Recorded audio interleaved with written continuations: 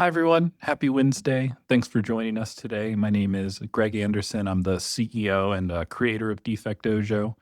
And we've been getting a lot of questions around the CRA. And so we wanted to put a webinar together to talk to the community about what it means. In preparing this presentation, we have tried to look specifically at the letter of the law. There is a ton of blogs out around the CRA.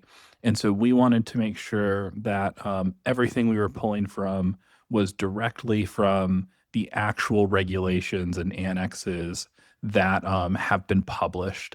And so with that said, here's kind of what I've prepared today, deep diving specifically on what do these regulations actually mean, who's subject to them, and how you achieve them.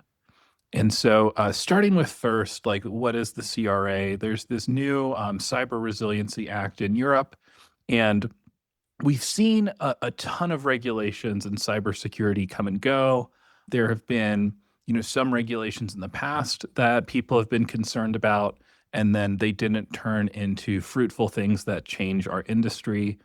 We believe that the CRA will be different because it's heavily inspired by GDPR. And, GDPR is one of the most successful regulations in changing behavior.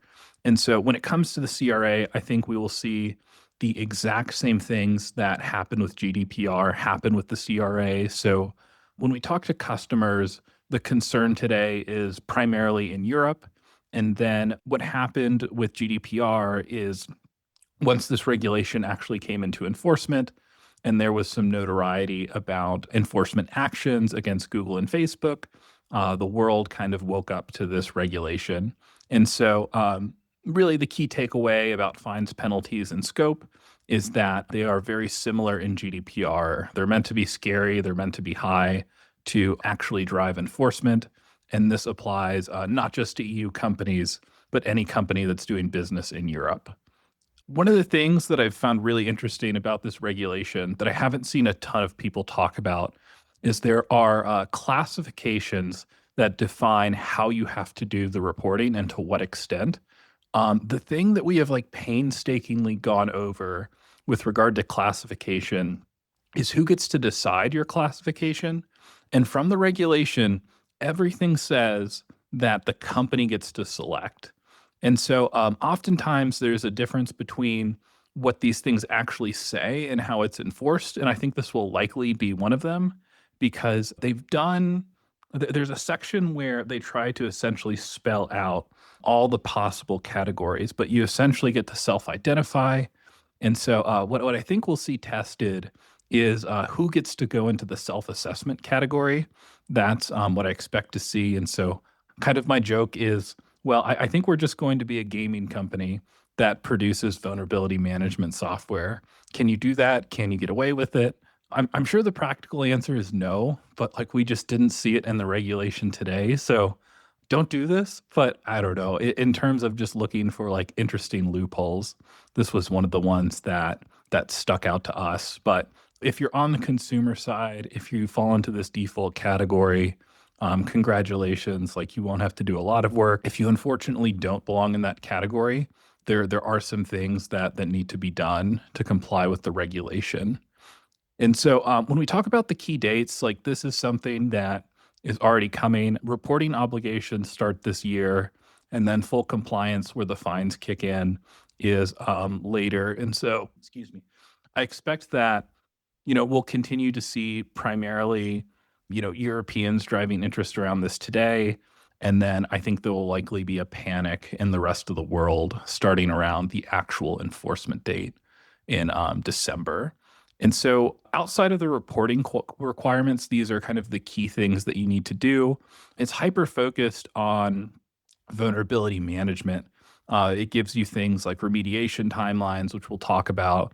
It also requires maintaining a complete SBOM in specific formats, and then other key elements that your vulnerability management program has to have, and in some cases, companies will have to prove. So when we look at the SBOM requirements, In addition to maintaining a total inventory, the other thing that the regulation is really big on is what specific formats you have to be able to export in.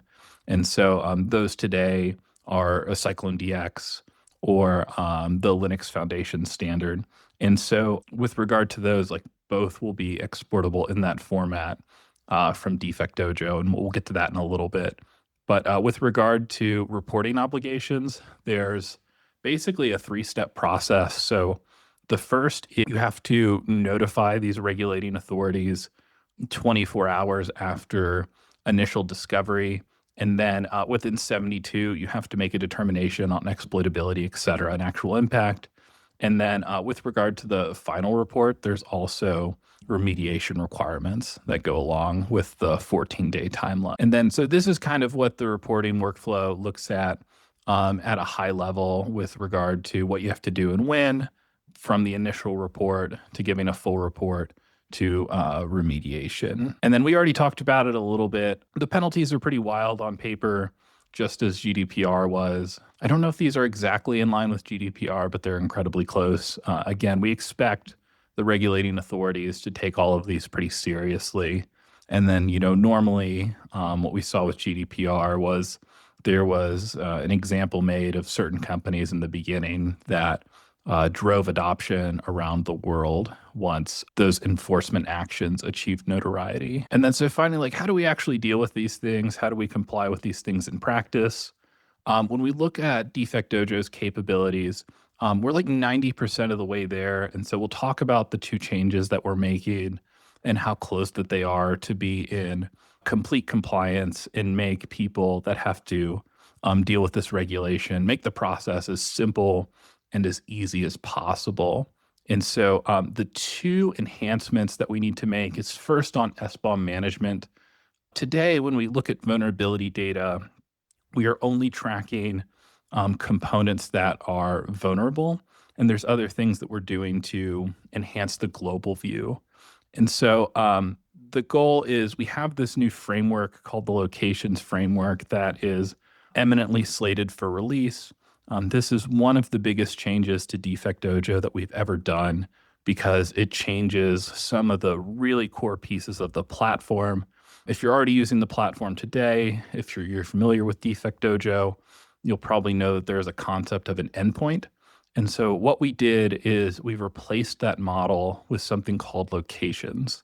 And the goal of locations is to span data on anywhere vulnerabilities can be found. Endpoints has kind of been Frankensteined already to account for some of these, but this is an incredible clean re-implementation of that. So we still have things like endpoints, but we also now have one that is dedicated to SBOMs. And it's meant to give a global view across all assets and the composition of global assets. And you'll also be able to upload to these directly. So rather than just tracking things that are vulnerable, we're going to a system where you can produce complete SBOMs for any asset, vulnerable or not, for the sake of complying with this regulation. And then the other thing we're looking to build into the platform is direct management of the reporting access. So this is a super, super early mock-up. We've only kicked around different mock-ups on what this can look like. None of the code has been written yet for this feature specifically, but this isn't a particularly difficult feature to do. Submitting data, essentially an email for the purposes of reporting, and then managing and tracking that is a really easy feature to do, to say the least. And so once we're done with locations, which is slated for, it's very, very soon, not to cause any angst with our engineering team, but I expect this is a feature we'll see in the timeline of weeks. It's something we've been working on now for almost a year, but it just happened to align really well with what the CRA is bringing out additionally. And then just to walk through the process, kind of start to finish at a high level, this is how we see it in Dojo. So bringing in your data, triaging the results, deduplicating those from all the different tools. We then enrich that with threat intel and other exploitability information so that you can look at the risk, or if you need to report on the risk for regulation purposes. you can do that, how things get remediated, and then verifying they actually got fixed. And so to walk through that process, when it comes to importing things into DefectDojo, this is an area we try to be ultra flexible on because just everyone tends to get data in differently has been our experience. So I personally always like to start with the API connectors because I'm lazy, to be honest with you. This is the easiest way to get data in, but it requires that, you can access the tool and that it comes in a reasonable format. This is pulling data directly from your tool, so you never have to do anything.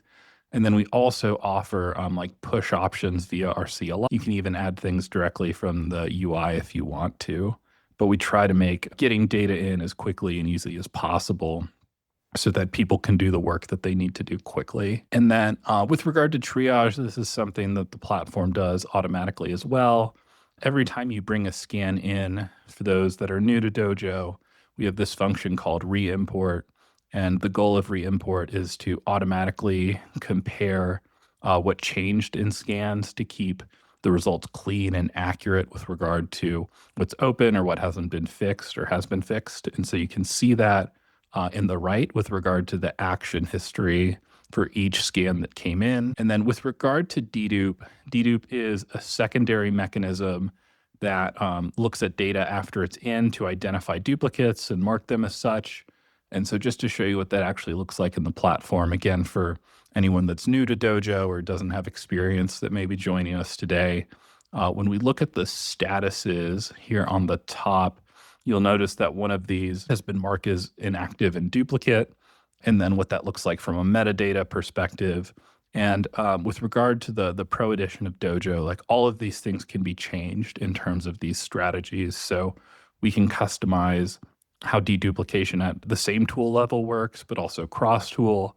You can also change the re-import comparisons that makes these decisions on what will be closed or what will be created or what will be left untouched. And then the next step is the enrichment process. So what Dojo will do on the commercial edition is go out and pull threat intel every 24 hours about all vulnerabilities, and that populates this dashboard here, which is focused on risk. We have two different views of risk. We call one priority and one is called risk. For those that are looking to absolutely sort, i.e. what is the absolute worst finding on a numerical level, that's what priority is used for. And then risk is like the executive level view of 4 classifications from needs action to low to help people make risk-based decisions on vulnerability data. And so we have both kind of these dashboards that are meant to show your top assets by risk, your top components by risk, which will be SBOMs, and then your top hosts by risk category as well.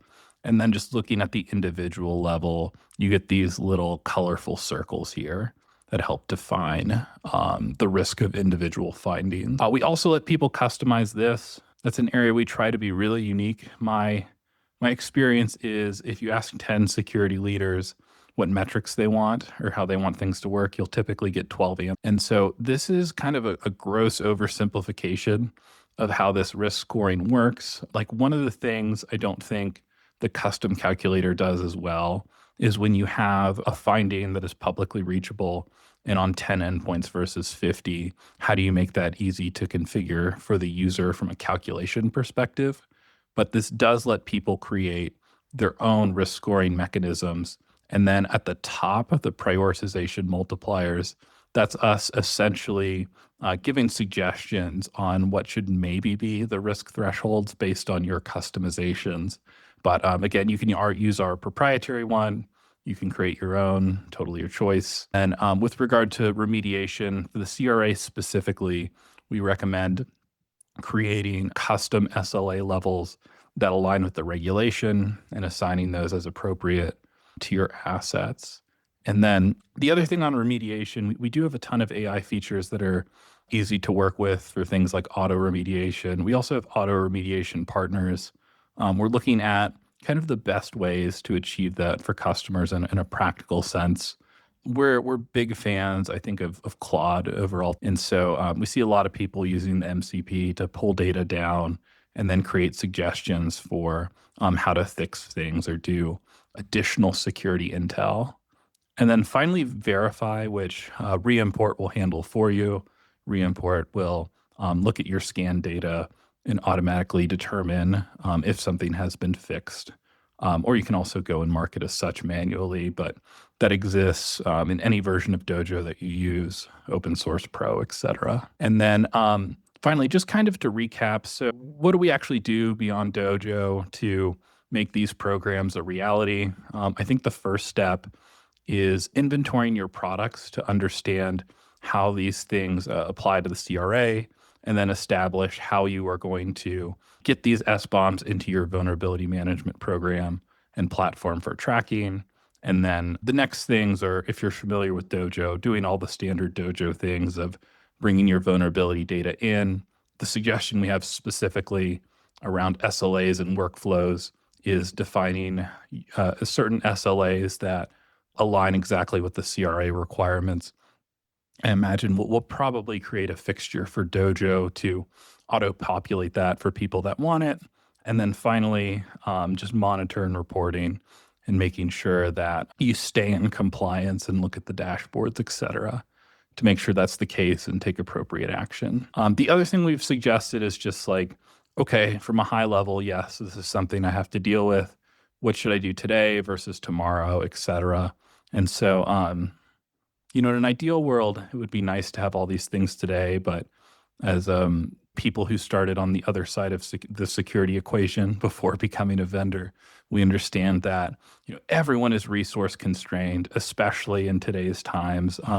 Security teams, unfortunately, have never been less resourced. So if you haven't started, that's okay. This is something we're working on for ourselves as well in full transparency. But we just try to break down, how do you take these baby steps to get your company where it needs today? How do you give something to leadership so that it's digestible and easy to action? And this is what the team has come up with. And likewise, we're doing for ourselves in full transparency so that we're ready when this regulation kicks in, and we're doing everything that's appropriate and is required. And so we can both, help customers, but also make sure we're in compliance for ourselves. And then the final thing I wanted to show in this presentation is tangentially related to the CRA, but not exactly. And always listening to customers and always looking at where we can improve and what we can do better. The CRA was one thing that's come up a lot recently, but the other piece of this conversation that is kind of hand in hand with the CR regulation is PSIRT management. I did PSIRT at Tibco forever ago, and I always feel like PSIRT teams never have any tools to work with. I feel like it's an incredibly important function that is largely ignored by the industry with very few exceptions compared to scanning, compared to GRC, et cetera. It's just kind of neglected. And so that's something that we wanted to change. And so we've created this new PSIRT engine where the goal is to go from threat feed to finding and decision across any threat feed. And so the primary goal of the PSIRT engine is to take data from any threat feed that you want and turn it into findings for action and help you to make the decision on, am I actually vulnerable to some new PSIRT alert or not? And so this is another massive innovation. I'm really excited that the team has created this, and I think it solves something that's been largely ignored. We've seen a massive amount of spikes in terms of what people have to deal with from these different threat feeds. And so, I'm incredibly excited for this. And there's been a lot of amazing people that have worked on this, but this has primarily been led by Tracy Walker, who some of you know. This is really, his creation. He's the mastermind behind this feature. And so, when we started, we were just talking about 14 different feeds, but now I think we're up to 40 with this. But the goal is you never have to be blindsided again when a new security advisory comes out. Are you impacted? What is impact? And can you bring that in automatically, et cetera? And so the first person will see this next week. We've developed it. Is it next week? It's soon. We developed this, hand in hand with the customer that originally brought the use case to us, and we'll roll it out to everyone soon. Soon. I don't want to say an official date because I know I'll get held to it, but like a couple of months at the latest is I expect when every customer will get to see this new part of the platform and use it. And so, yeah, I think that's the majority of my presentation. I'm happy to take any questions that you have. If you want to check out the platform or just collaborate with us in our new Slack community, whether you're an open source user or a pro user, we appreciate everyone in the community. And thank you very much for making the time today and attending. It's greatly appreciated. And we're happy to answer any questions that you have.